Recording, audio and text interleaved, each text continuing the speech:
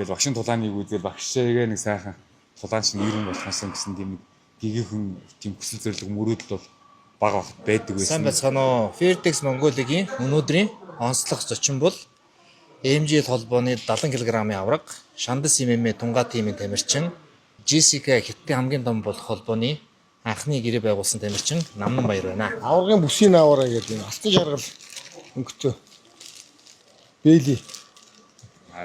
Спаринг их итгэл сургуультаа сайжруулах, туршлага суух, олон юмны болгээ гэдэг. Бэйли гэж байна. 14 онцгийн.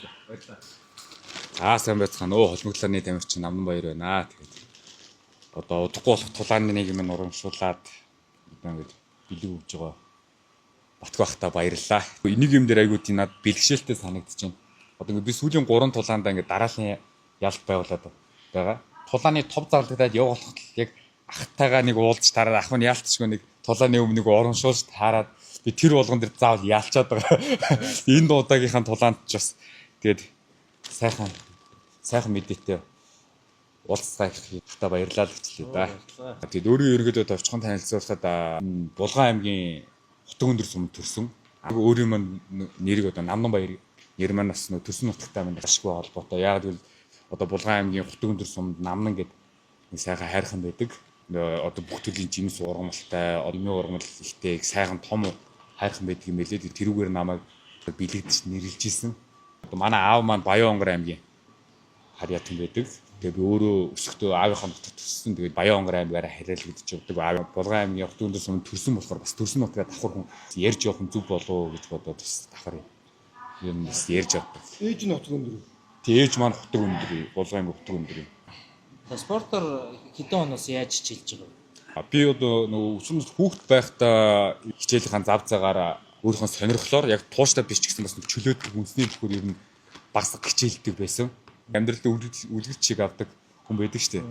Тэгэл багшийн тулааныг үзэл багшаагаа нэг сайхан тулаан шиг ирэн болохсон гэсэн тийм нэг гэгийнхэн тийм хүсэл зорилго мөрөөдөл бол бага багт байдаг байсан. 10 жилээ төсөө цэргийн албаагаа бас нэг гадагшаа нэг 2 3 жил ажиллаж ирээд санамсаргүй байдлаас харин нэг тулааны сорил тэмцээний зар олж хараад тэр сорил дээр багштайгаа анх удаа тааралдаад тэгээд багшийнхаа шав болоод тодорхой хугацаанд нэг зорилго тавиад хичээлж үзээд тэгээд их олон жил мөрөөдөж дотор бодож явж байсан болохоор ерөнхийдөө яг биелэлээ олчиж байгаа юм шиг тий энэ замлаар л яваад үсэх юм бол нэг итгэл үнэмшил төрөөд тэгээд ерөнхийдөө одоо тэгээд тууштай бэлтгэл сургалт тэгээд 20 оноос болоод одоо ерөнхийдөө 6 жил хугацаа өнгөрсөн байна. Би одоо анх 110 кг жинтэй байдаг байсан.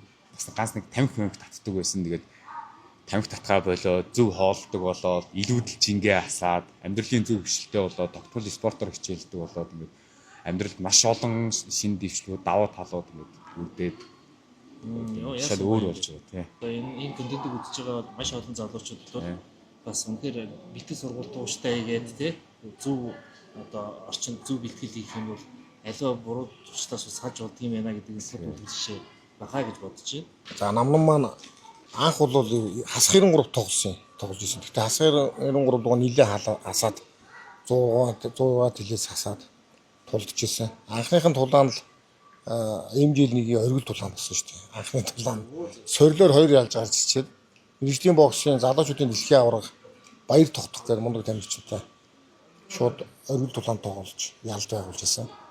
Тэгэл тэрнээс хойш ер нь бол би чинь өөрөө ноцолдож үзэл жингээ доошлуулах хэрэгтэй. Яг өөрийн жингээ тогсон жиндээ тоглох хэрэгтэй гэж нэг өсний үгэлдэг болол.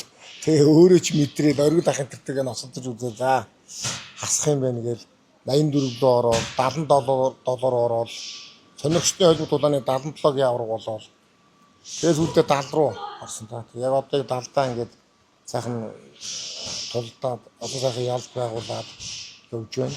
Одоо Хятадын JCK гэж холбоо гэдэг юм. Хятадын одоо хамгийн том холбоонд орох. Яг тэгвэл аврагын бүсний эзэн байхаас гадна аврагын бүсний эзэнг аврагыг оруулаад шилдэг 8 тамирчны дунд хасагдах шатаар тэмцээн зохиогоод тэгээд тэрнийхээ аврагад сая юан шууд бэлэн сая юан өгдөг байхгүй. Татвар нь төлөгдсөн нэг өсний сая юан өгдөг. Тим холбоонд тулдж байгаа анхны гэрээ байгуулсан Монгол тамирчин болсон. хоёр дахь гэрээ байгуулсан нь манай одоо Сүхбат гэж шир байгаа. Одоо 3 сарын 14-нд Намрангийн тулааны 7 хоногийн наам тулдах байгаа. Мөн Алтан шигээ гээд залуу 3 дахь гэрээ байгуулсан тамирч нар одоо сонгогдож үлээ. Намран маань өнгөрсөн жилээс JCK холбооны хасагдах шатны дээр сая оны өрсөлдөөнд оролцоод Шинжээ уугарын 2 одоо казак тамирчныг ялаад шилдэг 8-д орсныхоо дараа тэрнийхээ өмнө бас нэг Шинжээ уугарын казак тамирчныг ялсан байна. Нийт 3 одоо казак тамирчтай ятад улсын казак тамирчтай тулдсан. Тэгээ одоо ингээ аврагын төлөө яг сая оныхоо жинхэнэ пенальт нь гараад ирсэн. 3 сарын 21-нд том тулаан хийх гэж байна. Өмнө 5 сард ялж байсан Хамаа хаалыг гээд хятадын казак тамирчинтай тулдах гэж байна. Одоо шавнырын хувьд бол энэ жилийн хамгийн том тулаан Намрангийн тулаан болчиход байна. Намнабаяр дүүдээ одоо хятадын одоо энэ том одоо гүрний хамгийн том холбоо болох тэр олон хүн дундаас пенальт шалгараад шилтгэн байгаад одоо аврагын төлөө тулгаж байгаад үнэхээр бахархаж байгаа. Тэгээд бас баяр хүргэмээр байна. Мөн одоо Монгол Улсын анхны гавьяа тамирчин Тунгаагийнхаа энэ заалны амжилтын тухай бас асуумаар байна. Сонин сайхан ямар жил болж өнгөрвөө? Өнгөрсөн 25 он бол үнэхээр одоо шанс клуб шавнырын маань хувьд өндөр амжилттай жил байлаа. 25 оны 1 сарын 6-нд инх хөргөл маань одоо дээжиндээ One Championship тулаан хийж ялд байгуулад цэвэр ялаад өрсөлдөгчөө тэмцээнийг одоо оныг эхлүүлж исэн.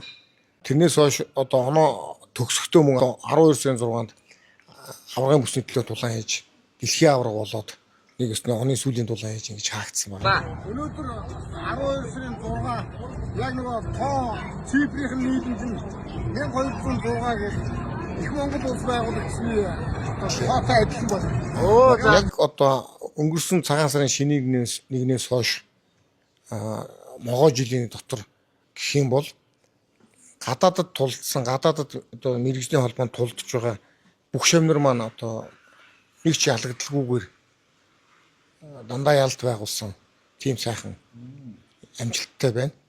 Дагил сүрэн маань Японд мөн дээжиндээ 70 кг-д орж ялд байгуулад Монголдо Барзил тамирчныг жижигцүүгийн хар бүстэй Барзил тамирчныг хөвтөд нь боож цэвэр ялаад ялсан болвол одоо Шинэбаатар маань мөн МЖЛ-ийн авраг болоод 6 сард нь 10 сард нь Японы 1 номер Шүто гэж холбооны 1 номерын тамирчныг мөн цэвэр ялж 1-р раундд нь цэвэр ялаад сайхан амжилттай. Сүхбат маань 4 дараалж 4 тулаан хийж 4 лингийн ялаад мөн одоо 3 сарын 14-нд дараагийнхаа тулааныг хийх гээд ингээд. Мөн JCK гэж том холбооны үндсэн гэрээнд орцсон. Манай Цэндээ маань МЖЛ-ийн дотоодын тэмцээнд Баянгорт болсон тэмцээний оргил тулаанд ялт байгуулсан байгаа. Утганбаатар гэдэг юм байна. Утганбаатар маань өнгөрсөн жил Галидиатор гэж Японы холбооны авраг болоод 12 сард нь 11 сарын сүүлээр МЖЛ-ийн холбооныхаа авраг болсон. Одоо бол одоо мөн Японд тулаантай Road to UFC-ийн одоо албан ёсны шийдвэрийг хүлээгээ байж байна. Баг Road to UFC-д орчуулуу гэсэн тохиолдлоотой гэж байна. Бас сайхан амжилттай жил байлаа. Энэ бүгдтэй хамтарч шансыг байнга дэмжиж шавнырын маань урамшуулж байсан. Фитекс маань Батгүйдээ баярлалаа. Энийг мантгүй. Би одоо сая сонсож байгаа л өөрөө мэдчихсэн ч гэсэн таны хэлэл явсан чинь нэрээ гэдээ бас улам ингээд бас огсож байна. Тэгээд дээрэс нь сая тав залуучуудын холимгийн тэмцээндээ сонирхчдын очиход тэнд байсан заалны багш нар бүгд тэгж байна. Энэ хөргөл маань сая ингээд авраг болоод ингээд тий шансын ингээд залуучуудын ялтын бүхэн үргэлжлснээр маш олон хүүхдүүд спорт заалаар дүүрэн болсон гинэ. Одоо хүүхдүүд секснүүд дүүрсэн гэж байна. Хөдөө орон нутагт бас дүүрсэн гэж байна. Тэгэхээр энэ бол нийгэмдээ үзүүлж байгаа зөв үлгэр дуурайл таны хүүхэд залуучуудаа бэлдээд ингээ гаргаж байгаа энэ амжилтын үр шим гэж би хэлмээр байна. Тэгээд энэ бас танаар ингээ бахарч байгаа гэдгээр хэлмээр байна. Төвшин Баяр авраг хин Бадрууган авраг Олимпийн авраг болцоогоо жуудаа чөлөөт бүх өстой хүүхэд битүү хичээлдэг болсон гэж ярьдэн штэ. Үнэхээр л бужигнжсэн тэрнээс хойш одоо хүртэл одоо тэр холбоод бол маш сайхан явцгааж байна. Холимог тулаанаар инх хөргөл маань одоо өндөр амжилт гаргаад мөн одоо тэр нэг цагийн хувьд маш гоё таарад физикал азараар дэлхийд дахин танигдаа. Тэрнийхээ дараа дэлхийн аварга болж чадаад мундаг ялгадаагүйсэн аваргыг цэвэр ялаад гэх мэтлэн нэг нөхцөл болцоо цагийн хувьд маш гоё таарад. Тэгээд мөн өөрийнх нь одоо зөв даруй төлөв тэр сайхан хүмүүжлэлтэй тэр зам байдал нь нийгэмд одоо нөлөөлөөд маш олон залуучууд хүүхдүүд тулааны урлагаар сонирхож байгаа. Одоо ингээд тулааны одоо урлагуудын багш нар ах нар дүүнэр ингээд залуучууд уулзахаараа дандаа тэгж ярьж байна. Өмнөх жилүүдээс ингээд тулаан сонирхчдын тоо 9 ихсчлээ гэд баяр хүрэх ингээд явж байгаа. Тэгээд тууштай хөдөлмөрлж чадах юм бол амлангийн бэлтгэл хийж байгаа ахын одоо инх хөргөл одоо ингээд харуулчлаа. Тэр чинь дүүнэр нь одоо бас ингээд үлгэр дуурайл хажууд нь байгаа учраас тэндээс суралцаад маш их хичээж байна. Тэрийг нь би ч одоо баяртайгаар хараал гэж байна да. Өнгөрсөн могоо жил маань амжилт бүтээл дүүрэн байсан ядал энэ ирж байгаа гал морин жилээр дүрлзэн асаж Хятадын хамгийн том холбоонд ялалт байгуулад дараагийн шансын одоо тамирчид маань булган сүлдээ болтгоо гэж өрөөё. Монголын маань тулаанч тамирчдын ялалтын ухаан дэлхийд дахинаар тасралтгүй зураат болтгоо.